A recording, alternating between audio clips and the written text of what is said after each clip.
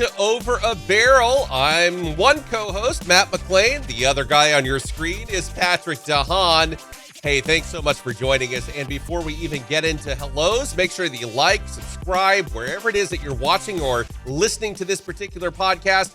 Make sure that you subscribe to that particular channel. And that way, when a new episode is sent on out, you don't even have to think twice. It'll alert you and let you know that we are right here for you to listen or watch. Well, good morning and good afternoon, or good evening and good night. I guess hello, Patrick. How are you? All of the above, right? I'd wish it was good evening, but here we are, back from DC, by the way. A wonderful time. It was great to be in front of two live audiences to talk about all things politics. I don't know about you, Matt, but thankfully I was not inundated with complaints about what we said about the other day, which... No. Maybe it all went to spam. Maybe it was loaded with expletives and, spam is like, okay, we're not going to send this through. But here we are, Labor Day weekend. But I will say that I did get some messages to some of my social media accounts and email indicating, basically thanking us, saying that they really enjoyed everything. I didn't, I was kind of humbled. So definitely thank you for those of you who were there live and in person. And they even clapped. So, I mean, it's not like we were talking into ourselves or anything. They were legitimately there. But yeah, so I thoroughly enjoyed, made my way back and all kinds of stuff going on there. So, Patrick, I know we've got a lot of stuff taking place. We did visit in person earlier this week in Washington, D.C. And since then, crude oil prices continue to fall. Speaking of crude oil prices, Matt, let's give me some good news. Well, we'll throw it up here for you as well. OPEC just announced here some rumors this morning that according to Live Squawk, OPEC Plus is likely to proceed with their planned gradual oil production increase from October. According to sources, that is why oil prices have suddenly dropped $2 a barrel.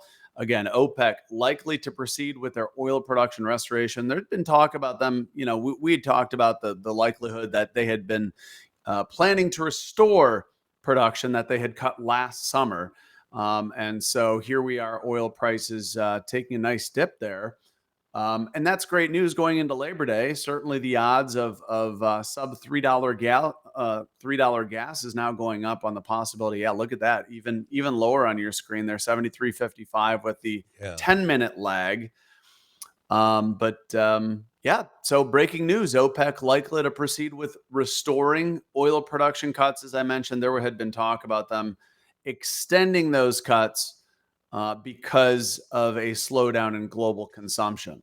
So this was certainly not something that was on, it wasn't on my radar. It may have been on yours within the past few weeks. I'm not sure, but I will ask this question. We're seeing an immediate reaction to the oil market, but what will we see, do you think, in the situation of gas prices to the fall if they restore their production levels to a higher point than what it has been? Well, it's certainly going to put a lot of downward pressure on oil prices, as we're seeing with your last graphic there showing oil prices down over $2 a barrel. Now, this report officially from Reuters here, OPEC Plus set to proceed with a planned oil output hike from October. Now, Libya has been struggling with outages. Keep in mind that essentially Libyan output has been halted. And keep in mind, there's been a lot of pressure on OPEC Plus from countries like the UAE, who have been pushing for oil production increases. They're sick, basically, of the U.S. increasing production, and they're sick of their hands being tied. So certainly potential that the schedule, according to the previous schedule, that OPEC was going to raise output by almost 200,000 barrels a day starting in October. That was part of the bigger plan to increase incrementally. We'll have to see. But this so far bodes really well for the potential of sub $3 gallon prices happening later this year. You've just kind of given me a magic number there. I know it's not $1.99 or 99 cents, but I will take whatever you can throw at the at the wing here. Well, what I can And throw at you, by those the are cheaper way, prices, right? is the perfect timing here, Matt. Just ahead of Labor Day, we're now tracking eight states where gasoline is below $3 a gallon. If you're listening, we'll quickly rattle those eight off. Hopefully, you're in one of them. So, having a little drum roll here. If you're in one of these Ooh, eight states, Mississippi, the lowest, Oklahoma, Louisiana, Texas, Tennessee, Alabama, Arkansas, and South Carolina. Those are the lucky eight states that are paying below $3 a gallon. Kansas, Missouri, Nebraska, and hey, look, Kentucky yeah. are less than 10 cents a gallon away from getting there. But So I don't see Illinois. I don't understand. yeah, we are. Yeah, let me click this most expensive fuel prices, There and you go. there we find Illinois, the seventh most expensive state. But even if we click Illinois, Matt, look at this nice price drop here in Illinois, down 34 cents in the last month. You'll probably notice that a lot of the biggest movers in the last month are areas that were impacted by that ExxonMobil refinery in Joliet that lost power. So, yeah, look at this. Right. Biggest decreases here going into Labor Day: Illinois down 34 cents in the last month, Michigan down 33 cents, Indiana down 31 cents, Wisconsin down a quarter. So, now with that refinery back online, it's helped to drive prices lower. And I would expect that you'll, especially in Wisconsin, you are probably already seeing some sub $3 prices. So terrific news, Matt. And you, Look, on your trip to DC and back, probably right. maybe only once spent over $3 a gallon. Um, Something that on the was way close enough. there, that would be accurate. On the way back, I did not. I only found one station that was below $3 a gallon. Everything in Virginia and West Virginia, at least on my route back, was above $3 a gallon. Not by a lot. I think I paid $3.29 once, $3.09 a second time, and $2.81. That sounds right. You got a big discount. I remember you bragging, texting me about your like 50 Yes. cent a gallon discount. Wonderfully done. Yes, I Masterful. did. And that did not even include the Gas Buddy card discount on top of all of the store and brand fuel brand discounts. So it was actually more than 50 cents by the time it was all said and done. That's So, beautiful. And right? you I know, was clicking my heels all the way back to the steering wheel, let me tell you. always nice when you get a 50-cent discount to what's displayed at the pump. Yes. Speaking of discounts, for those traveling on Labor Day, since it's the perfect time, just to zoom in on this map, if you're listening to us, I'll kind of describe what we're referring to. But the big tip here is anyone traveling for bigger road trips on Labor Day, whether it's Labor Day or if you're going to go on a fall color tour as we get into the colder weather, what fall foliage tour, whatever, just Yep. be wary of those state lines because as Matt and I have talked repeatedly over and over, if you can see the map here, we've got a map of the United States colored in the Gas Buddy colors of purple and yellow. Basically, you'll see a lot of the hot spots where if you cross a state line, you're instantly going to pay a whole lot more. And one of the biggest differences here, oh, look, Paducah's right there. If Right you look where? at Illinois, without Wait, even seeing right the where? border, Right where? you can yeah. Let's zoom in here. It's getting more and more purple. Okay, there you go. You did, yeah, you did have it There right. you Yeah, there go. you go. So on the Paducah side, it looks like do I have the filter on right? Probably. Some of those prices look a little higher than I would have thought in Paducah this morning. It's because they know 325. I'm about to travel here in just a few short hours. It'll go back down later today. But Illinois, if you're crossing the state line, Illinois, Missouri, Kentucky tend to be one of those areas that are really Yeah. different, as we can see here. I'm going to zoom in here because I-10 going from look at that. I-10, if you're going between California and Arizona, I'll try to zoom in a little time. Probably not so. Wow. That's a $5. $4.99 on the California side, I and saw a $5.19. $5.19. Yeah, $5.19 even down the road. So, and look at that, $3.39 to $5.19. That's $1.80 a gallon difference. If you're on I-10 going between California and Arizona, do not wait to fill up in California, or do not wait to cross into California. So You would have to think that the people that live right along the boundary there in California they know. Yeah, well, and that they would obviously cross the border to get. I mean, I They would. probably do. I mean, hey, it's $1.20 a gallon, especially if you're filling up a 20-gallon tank. That's $25. So Right. You That's do that. You do that 3 or 4 times a month, and you're at $100. You're almost In surprised that those savings. stations on the California side are still in business. They're probably just Right. travel stops that, unsuspecting Americans are going to fill up at, um, and getting caught. And that's the importance to keep in mind. No matter where you are, fire up the Gas Buddy app, or if you have Google Maps, it's a little bit different of an experience using Google. But check out one of the apps. Make sure you're not spending too much this Labor Day. Absolutely. I'm telling you, there's I will say this on the travels there. I think the only other time I had ever gone through West Virginia was at night, so I did not get a value chance of appreciating the scenery. For those of you who Wait, live in what in state? West Virginia. Oh, I thought you were going to say Ohio. And being a Michigan guy, I was going to throw a joke in there. No. But I will say this to you folks who live in West Virginia. You have one of the most beautiful states I have ever been through in my entire life, and I would like to visit back sometime very soon. So I want to throw that out there.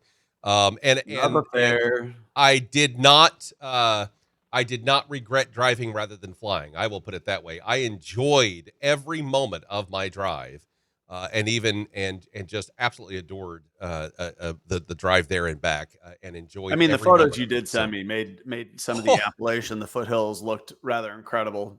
Right. And if you can imagine that in the fall, with the fall foliage here in another month or so, it's just, I want to try By to the get way, back this fall. For those listening, send us your pictures of the most beautiful spots you've encountered across the Please. U.S. Throw them out to podcast@gasbuddy.com. We'd love to see some of your lovely travel photos and talk about these areas that are, undiscovered. I was reading an article, Matt, this week in the New York Times about the journalist was taking the Empire Builder, which you may be familiar with, out of Chicago up to Seattle. By the way, if you've been to the Museum of Science and Industry in Chicago, you'll know that they have a train set, massive train in the Museum of Science and Industry, model train that basically goes from Chicago all the way up to Seattle. Kind of a cool thing. But the reporter hopped off the train and waited because it's a once a day train. So they hopped off for 24 hours in a lot of different cities in North Dakota and Montana and found a lot of lovely places. So including a place that they put pickled bacon and peanut butter in their ice cream. That's a combination that I don't think I can get behind. Yeah, no, yeah, you can, if you want to try it, go for it. I have no desire. It's, I don't know about that. By the way, if you ever stop at a C-store and you're craving a shake, have you ever seen those For Real ice cream? We have them here shake? in this part of the world, and they're amazing. Yeah. I have. By the way, that's not a sponsorship. I just remember stopping at a convenience store in Norton Shores and seeing this blizzard machine. You just grab the cup you want, put it on the machine, and I wonder if those are popular. If any of our listeners have seen those For Real machines that make your own shakes. Well, my son definitely likes them. So Well, there you go. Yeah, I mean, it's a hit with him, and he's a teenager. So, I mean, And again, you can send us your photos of beautiful places and let us know if you've seen a For Real machine at podcast@gasbuddy.com. That goes right to me and Matt. We can talk about everything people have submitted to us. But for now, again, Matt, as we talk about Labor Day, it's been relatively slow this summer in terms of gasoline demand. But hey, one final parting weekend and the lowest gas prices, by the way, on Labor Day since Labor Day of 2021. And again, we know prices were lower this winter. That's why we're saying the lowest Labor Day prices since Labor Day of 2021. But our chances of falling below $3 a gallon, I think we could maybe see it by October. And that'd be music to your ears. I know that. Lover of cheap gas, and you cannot lie. Can you blame me, though? Look at how much traveling I do. I'm leaving for Missouri here as soon as we're done with this podcast. And I've basically been in my own bed one day this week. So, I mean, yeah, of course I want cheaper gas. It's a tough life for this guy, ladies and gentlemen. He's always staying in luxurious hotels and on the road. I don't know about that. But yeah. It's a lot of fun. But look at that. Gas prices down almost 48 cents a gallon, Matt. That's a heck of a savings. Last year, if you'll remember, the Corn Belt got hit hard by refinery outages in the West Coast. And everyone's asking, why is it so much cheaper than last year? Well, we've, knock on wood. Let me ask you, Patrick, why is it so much cheaper than last year? I'll do the podcast thing today. Wow, why is it so much cheaper than last year? I didn't see that one coming, folks. Yeah, last year again, refinery issues. Although we had the one refinery in ExxonMobil in Joliet, that was, it's been kind of low level issues here and there, and that's been really unusual for California. If while I'm talking here, I'm going to quick pull up a map of, or excuse me, a chart of California, and look at last year. Look at this. We're looking at a chart that basically looks like a condensed Mount Everest, right? Prices go to the moon. And then within about a month and a half, prices are in Death Valley. Mhm. Although, I don't think Death Valley and associating that with the fall in gas prices is fair. But look at this year. We did see a bit of a peak in California in April, like we did everywhere, by the way. Why did we see a peak in April? Is because that coincides with refinery maintenance and the switch over to summer gasoline. But look at this last year.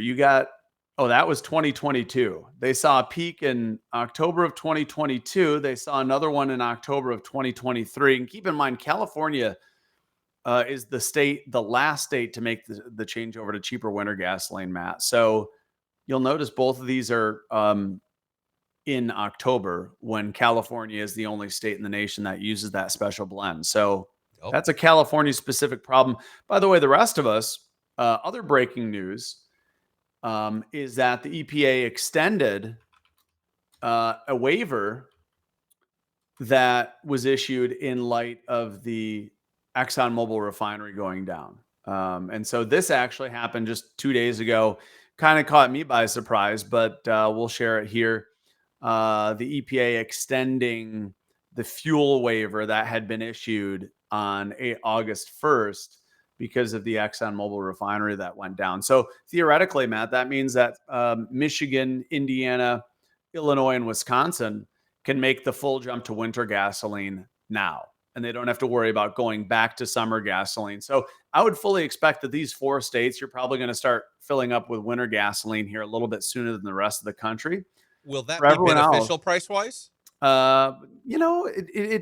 Refineries probably didn't fully expect this. So there's more summer gasoline that they'll have to work through before they make the switch over. But there may be price differences that could be noticed in these 4 states. But for the rest of us, let's see here. That's 45 states will make the changeover on starting as early as September 16th. So there's a lot of folks have been asking, when do we make the switch to winter gasoline? For 45 states, apparently for 4 states, it's about now. 4 states, it could be whenever they want to switch. Whenever that summer gasoline is gone, they'll make the switch. 45 of the nation's 50 states will switch here. And today? Let's see here. Just a little over 2 weeks, 2 weeks and 2 days until most of the nation makes the switch. And with it, lower prices. That's always something you'll never get a complaint from me on. That's for sure. So, hey, listen, I do have a couple of questions regarding gas prices. I noticed something in your most expensive, and I have a feeling the answer is a little bit more complex than I would like to admit it to be, but I'm going to ask it anyway. In one of the most expensive price states, Alaska, we drill for so much oil there. We have a pipeline there. We have so much stuff there. Why are gas prices so expensive in Alaska versus the fact that they are such a large oil producing state? Yeah, that's and by the way, did you know that Alaska is the only state that does not tax gasoline? No, I did not know that. So that is even more surprising on why the price is so expensive in Alaska. Yeah, so if you look here, and excuse me, sorry, no, it's not no tax, but it's almost no tax. Almost no tax. It's the lowest tax. It's not no tax. Alaska taxes gasoline. The total state excise tax is 8.9 cents, 8.95 cents per gallon. Almost nothing. Compare that to Illinois, Matt. Illinois taxes at about 60 cents a gallon. So what's the reason behind such high gas prices? Since they get a lot of oil out of the ground, they have very low state taxes on their gallons of gas. What's up with that? Yeah, well, Alaska does not have many refineries. In fact, the refineries they have are very small. And Alaska has the unique challenge of these refineries, extremely far distances that gasoline has to flow in a lot of these rural areas. And a lot of those rural areas add into Alaska's average. That's above average. So that's generally it, is that Alaska is extremely rural, but a lot of their gasoline, they're subject to Alaskan oil catches is one of the more expensive types of crude oil. Alaska North Slope crude oil tends to be more expensive because it tends to Gotcha. be of a different quality. So keep in mind that there's not many refineries. There's not much capacity either. So some of that gasoline may, in theory, have to be coming from Southern Where they may California. be That barging it is more in. expensive. Gotcha. Exactly. So the Pacific Northwest, right, barge capacity, depending on where they are, which can heavily impact the price they pay. Got you. Okay, that does Um, make sense because I'm like Alaska doesn't have a huge population either. I think at last check it's a million or less. Of course, tourism, obviously, and visitors and whatnot will also need fuel. But just the people that live in Alaska, it's a million or less. If I'm not mistaken, please. and keep in mind, I mean, Alaska is not insanely expensive. It's not like California. True. Alaska today is only about 35 cents above the national average. Alaska is actually cheaper than Illinois. There you go. So, to put it into context, Alaska is not that much higher, but you do get some areas that are very remote. And some of those actually, some of the islands, some of the areas of Alaska have fuel flown in. Oh my. That gets Sure. extremely expensive because gasoline is 8 pounds per gallon. So just imagine, Jeez. some of these large planes flying in.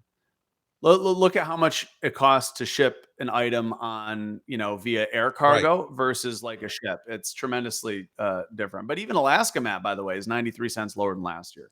Hey, good So, news for that at least. and by the way, all 50 states have lower gas prices than they do a year And ago. So that's and for this fall, you're expecting that trend to hopefully, fingers crossed, nothing catastrophic happens geographically or geopolitically speaking across the globe. Fingers crossed. You're expecting that trend to continue. Yes. Yeah, Okay. I think so. But you just had to mention, some of the unmentionables. And so let me share this graphic from the National Hurricane Center. There are a couple areas of interest that we'll be watching that are, several hundred miles off the coast of Africa. That one of these areas has about a 40% chance of development over the next week. The other one has, what are we showing here? About a 20% chance of development.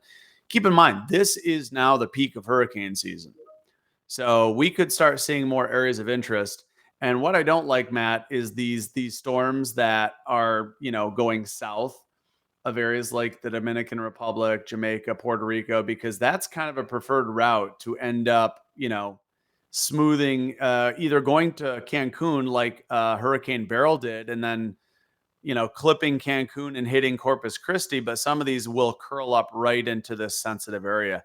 Whereas if they take a more northerly flow, they tend. I mean, Florida's kind of acting as a blocker here, right? So hitting Florida would potentially slow a storm down. So bottom line, it's looking good, but hurricane season is still All very right. And active. then we have Mother Nature. Now we also have something here that you may or may not have seen.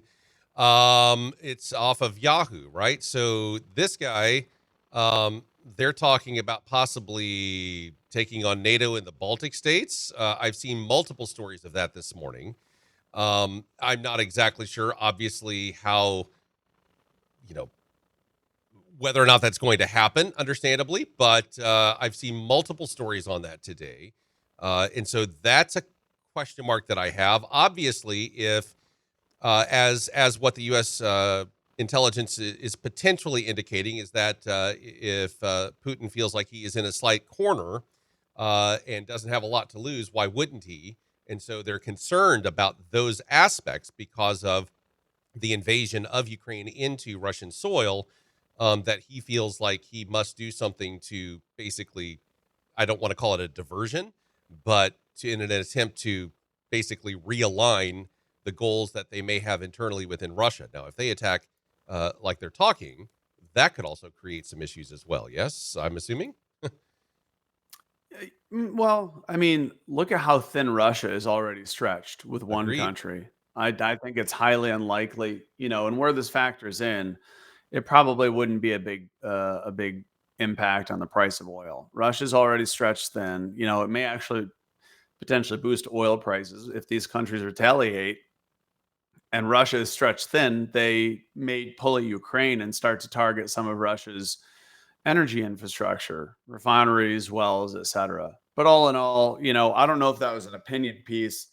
There's a lot of opinions on what Russia may do, but And that's true, and we've covered some of that over the past a year or two, actually, ever since all of this happened, and some of it came to pass, and some of it did not. To be very perfectly honest about it all, the hope would be what was just up on the screen with regard to all of that does not.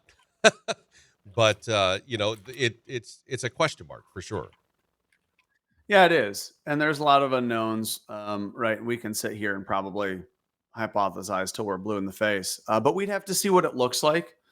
It certainly would pose a risk in an oil producing country like Russia invading another country, or a third or a fourth or a fifth. So that's a threat. We'll have to watch. But I think for now, concentrating on Labor Day, it's looking fairly good for motorists. To kind of recap, gas prices are down substantially from last year, almost 48 cents a gallon. And that savings should grow.